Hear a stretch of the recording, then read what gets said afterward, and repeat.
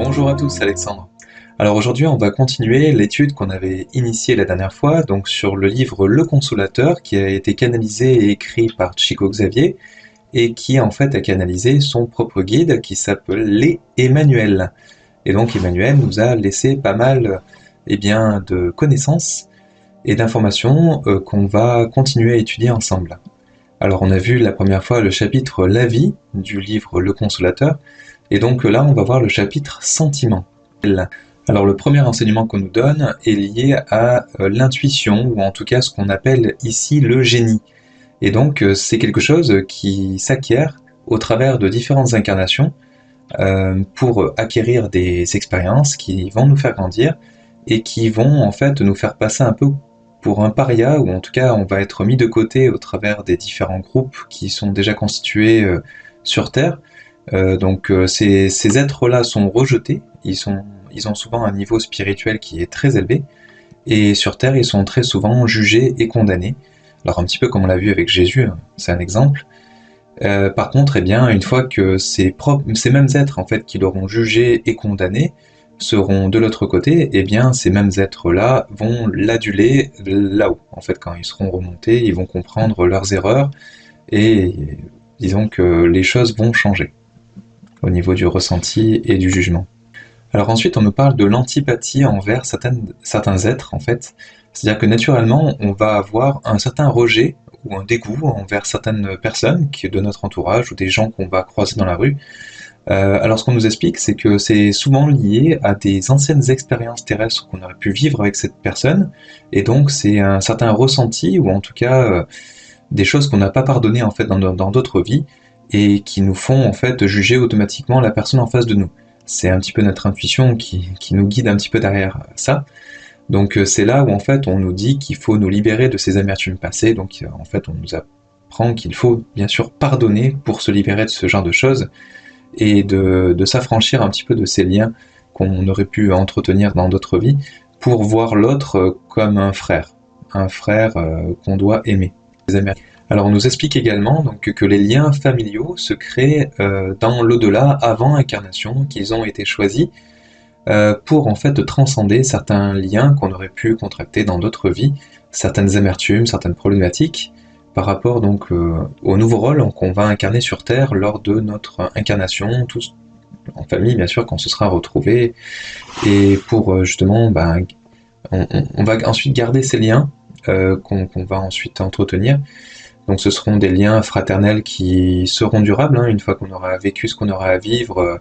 Alors c'est un coup on est victime, un coup on est bourreau, enfin voilà, etc. Donc en fait on paie un petit peu nos karmas, hein, ce qu'on a pu faire vivre aux autres de notre famille, dans l'autre sens. Donc en fait des fois on sent qu'il nous arrive plein de choses négatives, hein, qui viennent de notre famille, mais c'est certainement des choses qu'on a pu faire vivre aux autres dans des précédentes incarnations. Donc le lien qu'on a entre nous, on le garde après la mort, et ce sont des liens qui sont liés en fait à l'esprit. Alors on nous apprend également que chaque famille, alors ça peut être des familles d'âmes ou des familles terrestres, hein, en fait a un grand guide spirituel qui est derrière et qui lui permet en fait à cette famille d'évoluer au travers des incarnations et donc de progresser dans l'amour. Donc on nous explique également que le remords qu'on peut avoir, il est positif parce qu'il prépare au repentir et donc à la correction de l'erreur passée. Donc ça permet de renouveler ses valeurs morales et qui nous rapproche de plus en plus vers Dieu. Alors on nous apprend ensuite que la jalousie est une preuve de stagnation en termes d'évolution spirituelle. Elle est liée en fait à l'égoïsme, et donc il faudra bien sûr pouvoir la vaincre pour évoluer. Donc ça permet de se libérer des tentations nuisibles aussi qui sont liées à notre incarnation et pour notre évolution spirituelle. Alors ensuite on nous apprend que le hasard n'existe pas. C'est tout simplement des lois divines qui sont incomprises. Un autre enseignement, ça va être le fait que pour favoriser le succès spirituel, le fait de progresser au niveau spirituel, pour ça il faut laisser le mal pour le bien. Donc il va falloir qu'on puisse pardonner pour libérer en fait tout ce qui est nocif pour nous et pour l'autre, et rendre la paix au cœur. Donc rendre le pardon va nous libérer notre cœur, le cœur de la personne en face qu'on a pardonné, et ça nous amène sur une voie où en fait on se pardonne mutuellement et on se libère de nos poids, de nos fardeaux, de nos karmas. Alors ensuite, on nous apprend que la famille, ce qu'on peut voir dans nos existences terrestres, c'est un travail d'abnégation que nous a montré d'ailleurs Jésus, hein, selon son exemple, qu'il va falloir qu'on mène à bien pour en fait évoluer spirituellement. Parce qu'en fait, ça doit être fondé dans des valeurs et dans de respect, d'affection, donc entre les différents membres, donc c'est lié au cœur et à l'amour. Et donc on doit être unis, donc ça nous apprend aussi le fait d'être ensemble, d'être unis et de faire qu'un, pour agir ensemble, notamment quand il y a un danger qui guette le foyer. Donc bien sûr, il faut que la famille reste dans la spiritualité pour avoir un certain nombre de valeurs, et la prière, donc si jamais il y a quelconque problème, et pour ceux aussi se rapprocher des choses, des êtres qui vibrent beaucoup plus haut que nous. Et si l'un se détourne de cette mission, eh bien ça va l'amener au devant de différentes souffrances plutôt que d'aller vers une avancée spirituelle. Alors ensuite, on nous apprend que pour ceux qui ont un trait de caractère ou qui ont une émotivité exacerbée, il est très important d'être en lien avec la foi, tout ce qui est lié à la foi et à l'amour. Pourquoi ? Parce qu'en fait, dans nos sociétés modernes, on peut facilement dériver, dévier, et donc en arriver un peu à des extrêmes très rapidement. Parce que nos sociétés modernes, avec leur technologie, nous permettent des choses extrêmes très faciles. Si on prend l'exemple des États, ça va être par exemple de mener une guerre, par exemple, parce qu'on a reçu une agression. Alors qu'il y a peut-être d'autres choses à faire qui seront sûrement plus saines pour les uns et pour les autres. Alors ensuite, on nous parle des artistes. Alors les artistes auraient en fait travaillé ces différents pans, en fait, cette évolution artistique, au travers de différentes incarnations, et souvent ce sont des êtres qui sont limités, voire bloqués dans leur évolution spirituelle, parce que ce sont des êtres qui focalisent sur leur talent et qui arrivent facilement dans des formes d'ego, et qui les bloquent en fait sur une évolution spirituelle, parce que ça les coupe un petit peu de leur évolution au niveau du cœur et de la morale spirituelle. Alors ensuite, on nous parle de notre évolution qui est liée en fait à l'incarnation sur Terre. Donc en fait, on nous décrit le fait qu'il est très important qu'on vive notre expérience terrestre pour pouvoir évoluer spirituellement au travers de nos différentes expériences. Donc ensuite, on nous donne une définition de l'amitié. L'amitié qui est en fait un oasis pour ceux qui viennent parcourir sur Terre et expérimenter, et en fait qui sont sur un chemin de perfectionnement spirituel. Pourquoi ? C'est parce qu'en fait, quand on va trouver un ami sincère, eh bien c'est un ami avec qui on va pouvoir se confier, qu'on va pouvoir partager ensemble, et qui va pouvoir nous pardonner, ou en tout cas pardonner nos imperfections. Il va nous accepter comme on est, et c'est ce qui fait en fait la définition d'un vrai ami. Donc en fait, on nous parle aussi du fait que Jésus est un ami en fait à tous, hein. Il est dans ses vibrations et dans ses énergies, donc il saura nous pardonner, nous accepter tel qu'on est et nous aimer comme on est. Alors ensuite, on nous parle des groupes de familles d'âmes en fait. Donc on nous explique que ces groupes changent et évoluent au fil de l'eau, parce qu'en fait il y a des éléments qui vont évoluer plus ou moins vite au niveau spiritualité, et donc il y aura toujours des rebelles comme dans tous les groupes en fait, hein, et ces fameux rebelles à la progression spirituelle sont poussés par les autres éléments de la famille d'âme à avancer donc sur leur chemin spirituel au travers de multiples efforts, une quête d'amour et de sagesse, et donc au fil des incarnations on les aide à rattraper leur retard, en tout cas au niveau d'une famille d'âmes, et jusqu'à ce que les différents éléments de cette famille d'âmes commencent à se réunir en fait avec la source lorsqu'ils vont atteindre en fait des plans vraiment lumineux, et donc là ils vont se réunifier en fait au divin grâce à des acquisitions d'expériences qui vont être faites notamment sur les plans physiques, hein, et qui vont en fait les amener au niveau spirituel à des vibrations très hautes. Alors ensuite, on nous parle des affinités. En fait, sur Terre, on peut se rejoindre au niveau des affinités, au niveau de nos goûts, en termes de matérialité. Par contre, dans le monde des esprits, les seuls liens qui vont vraiment nous attirer les uns les autres. Ça va être ce qu'on appelle nos vibrations, mais c'est en fait les sentiments qu'on aura sous la forme la plus pure, les sentiments les uns envers les autres. Alors ensuite, on nous parle du mariage.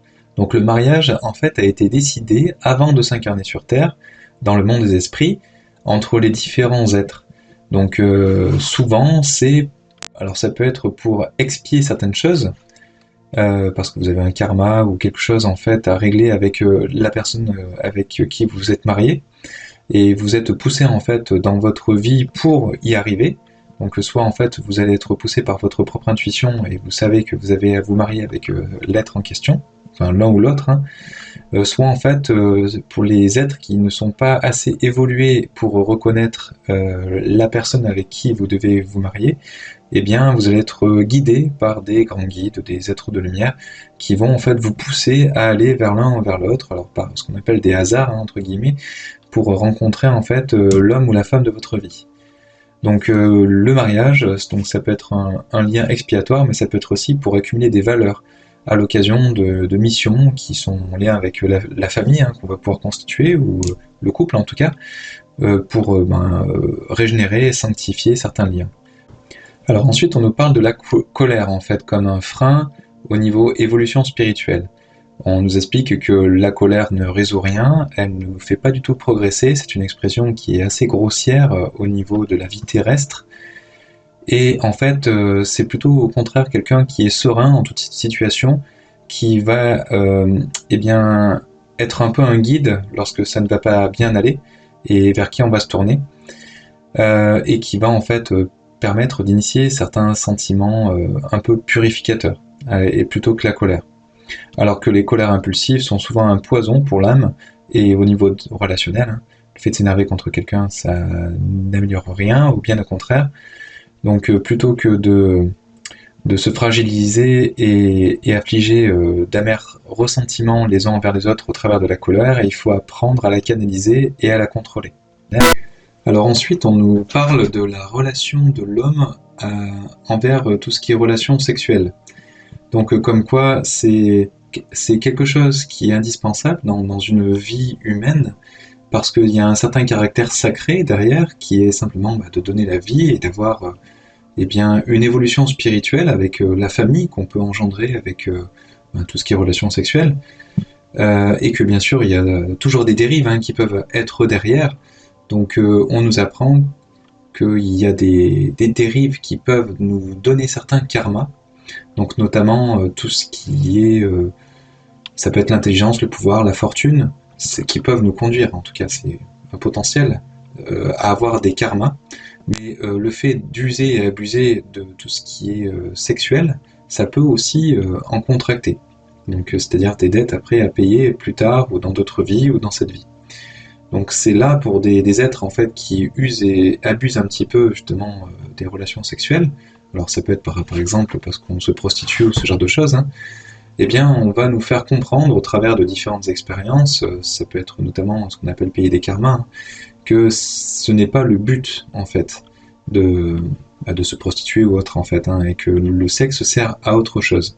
Donc pour que cet être puisse évoluer sur son évolution spirituelle, eh bien, il va falloir qu'il passe par des karmas pour comprendre. Alors ensuite, on nous parle de ce qu'on entend par une bonne action. Alors une bonne action, ça va être une action qui est dans le but d'apporter, en fait, comme un amour, ou en tout cas une évolution, ou le bien d'autrui ou de nous-mêmes, en fait. C'est-à-dire que c'est quelque chose qui va être fait pour le bien commun, pour que, comme si on était une unité, on fasse les choses pour que tout le monde puisse en profiter. Alors ensuite, on nous apprend quelle est l'attitude mentale qui favorise le plus l'évolution spirituelle. Et donc là, on nous explique que c'est le pardon. Parce qu'en fait, avec le pardon, on va se libérer de tout ce qui est mal, de tout ce qui nous pèse, et on se libère nos cœurs, donc on arrive à nouveau à aimer son prochain. Ça montre aussi l'exemple à celui à qui on pardonne, c'est-à-dire de montrer l'amour qu'on peut avoir et qu'on rayonne, pour que lui, à son tour, eh bien, il puisse rayonner le bien à son tour et profiter de notre exemple pour avancer dans son évolution spirituelle. Donc ensuite, on nous parle des valeurs maternelles, qui sont en fait très importantes. En fait, tout ce qui est maternel, ça doit incarner des notions de sacrifice pour ses enfants, mais aussi pour montrer le travail et le sacrifice, c'est-à-dire le fait de progresser, d'amener quelque chose en fait au foyer, c'est-à-dire que c'est quelque chose de très important et donc un modèle qu'il faut suivre. C'est pour montrer en fait la notion de travail et derrière ça un travail spirituel qui est très important pour évoluer tout simplement. Donc la mission maternelle, c'est aussi bien de transmettre l'amour divin. Donc c'est pas rien du tout. C'est-à-dire que on doit être dans un amour inconditionnel envers ses enfants et donc les aimer de tout notre cœur. Donc ses propres enfants, mais en fait une mère doit être capable de le faire aussi avec les enfants des autres. C'est-à-dire de donner de l'affection et de l'amour, ce fameux amour divin, à d'autres enfants. Bien sûr, c'est toujours dans un amour inconditionnel, c'est-à-dire sans rien attendre en retour. Donc ça va donner des enseignements aux enfants et un modèle sur la tolérance, sur tout ce qui est valeur de la vie en fait, les valeurs spirituelles, l'humilité, etc. Donc en fait c'est un rôle qui est très important et donc ça donne aussi un lien spirituel parce qu'on est dans l'apprentissage avec les enfants pour les mettre sur un chemin spirituel dans la mesure du possible et si ça leur parle à ces enfants justement. Alors après, une question se pose sur les enfants qui seraient incorrigibles et rebelles, alors envers tout ce qui est spiritualité, envers tout ce qui les entoure. Alors pour ceci, en fait, on conseille aux parents de leur donner les enseignements, les conseils adéquats, et après de le laisser faire. Malheureusement, on ne peut pas raisonner, ils ont leur propre libre arbitre, donc s'il n'y a pas la raison derrière, il faut qu'ils expérimentent par eux-mêmes. Donc après, il faudra simplement attendre les expériences qu'on va leur mettre sur le chemin, un petit peu comme des karmas, et sur lesquels en fait ils ne vont pas réagir correctement parce qu'ils vont en fait s'affranchir des enseignements que vous aurez donnés, des conseils un peu plus spirituels en tout cas. Et donc par contre, vous serez là après pour leur tendre la main quand ça n'ira pas et les aider en tout cas à comprendre leurs échecs et pointer du doigt justement les conseils que vous avez pu leur donner et qui n'ont pas voulu suivre. Donc ensuite, on nous parle du mensonge. Alors le mensonge, il y a deux notions. Il y a le fait de cacher des choses aux personnes qui ne sont pas capables d'entendre certaines choses. Donc c'est quelque chose qui est opportun, on va dire, dans le bien général. Donc là-dessus, il n'y a pas de problématique derrière. Par contre, il y a une notion aussi de mensonge, mais qui est un peu insidieuse et qui vise en fait à tirer profit ou un avantage plutôt que ce soit dans l'intérêt de l'autre et donc au niveau du bien commun. Alors pour ceci, c'est quelque chose qui humilie la personnalité de l'homme, qui fait qu'on s'aime moins aussi, donc on est moins dans l'amour du prochain, moins dans l'amour de nous-mêmes, et c'est quelque chose qui va retarder l'évolution spirituelle. Alors ensuite, on nous parle de la vérité. Donc la vérité qui est en fait une notion qui est très saine, le fait de dire la vérité, c'est à la fois bien, mais attention à ne pas dire toutes les vérités. Il y a certaines vérités qui ne sont pas bonnes à entendre pour une oreille qui n'est pas forcément avertie, ou pas suffisamment ouverte, ou pas forcément assez aguerrie. Donc il faut faire attention aussi à ce qu'on dit, suivant le public qu'on vise en fait. Donc il faut savoir adapter un peu nos propos par rapport au public, et ne pas les perturber par rapport à des efforts qu'on essaie de faire pour leur dire la vérité et leur donner certaines pistes, certaines réflexions, ou en tout cas les orienter, qui pourraient être en fait contre-productives et donc les amener justement à un blocage plus spirituel qu'autre chose. Alors ensuite on nous parle du rôle du guide spirituel dans notre évolution spirituelle. Donc le guide spirituel, il est là pour nous accompagner, nous aider comme il le peut, et nous donner de l'affection, bien sûr, s'il le peut. Par contre, il ne pourra pas tout faire à notre place, on est incarné, mais c'est pas pour rien, on est là pour réaliser une évolution spirituelle dans le labeur, c'est dans le travail qu'on le fait, et donc il ne peut pas faire ce travail à notre place, sinon nous n'évoluerions tout simplement pas. Donc il faut comprendre son rôle, on peut l'appeler, on peut lui demander de l'aide, mais c'est bien à nous de faire le travail au quotidien et d'évoluer spirituellement. On est l'acteur de notre vie et on ne peut pas déléguer ça à des esprits supérieurs.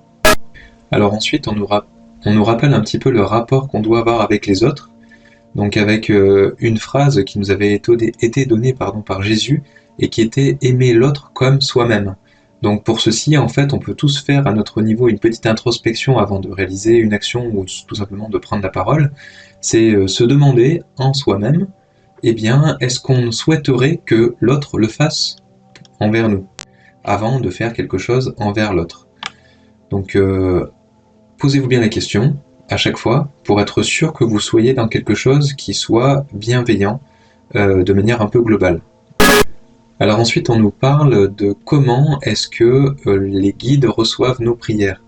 Donc il nous indique que beaucoup de prières sont considérées à juste titre comme des prières bienveillantes parce qu'en fait elles sont à l'attention et pour des êtres défunts.